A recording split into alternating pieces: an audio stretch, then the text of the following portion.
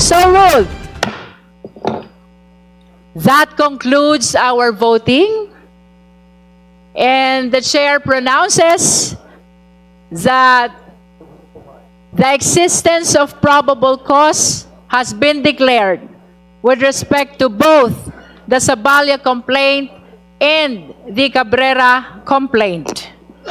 With that, we direct the committee to prepare the necessary committee report. Mahaba ang naging talakayan ng mga miyembro ng komite kaugnay sa pagbubukas ng sealed box na naglalaman ng tax records ni VP Sara. Sakop po sa kapangyarihan natin, kasama sa mandato natin, flowing from the Constitution itself, to do that, to open the box and examine the contents of the box. Ang trabaho ng House ay tukuyin lamang ang probable cause. Kung may usok ba sa likod ng apoy. Ang pagtitimbang ng ebidensya at ang pagbubukas ng mga selyadong dokumento ay mas nararapat na gawin sa Senate sitting as an impeachment court.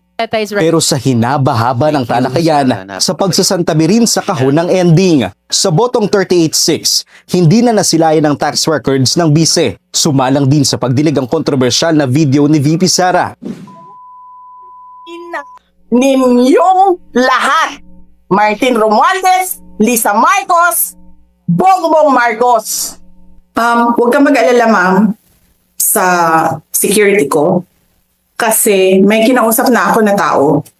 Sinabi ko sa kanya, kapag pinatay ako, patayin mo si BBM, si Lisa Araneta, at si Martin Romualdez. No joke.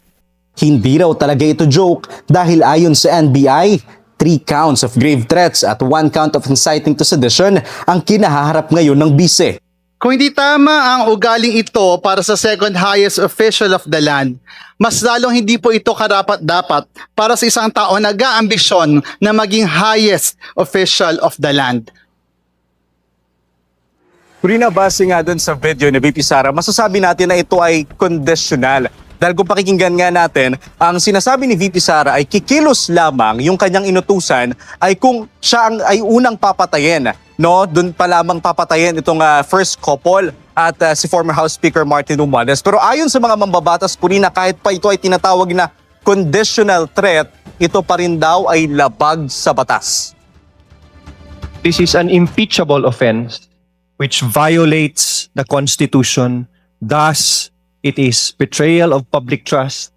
Thus, it is a high crime regardless of whether it is a threat because of the gravity of this act by the Vice President.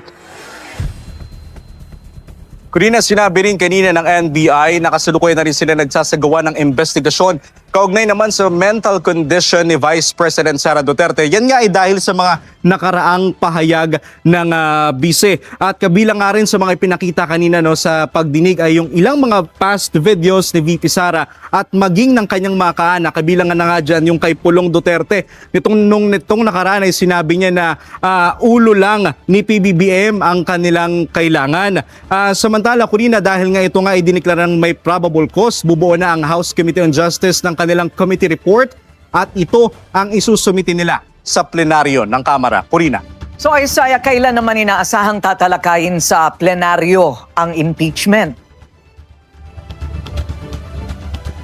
Kurina, on Monday we are expecting na bubuo na ng committee report ng House Committee on Justice kaugnay nga sa mga naging pagdinig nila kaugnay sa complaints o mga complaints laban kay Vice President Sara Duterte. At matapos ito, isasumiti nila ito sa plenary and after that magkakaroon lamang ng deliberation ang mga mambabatas at doon na nga, Kurina, ay magsasagawa na sila ng botohan which is 1/3 votes ang kinakailangan na boto mula dito sa House of Representatives. Katumbas yan ng 106 votes ng mga mambabatas.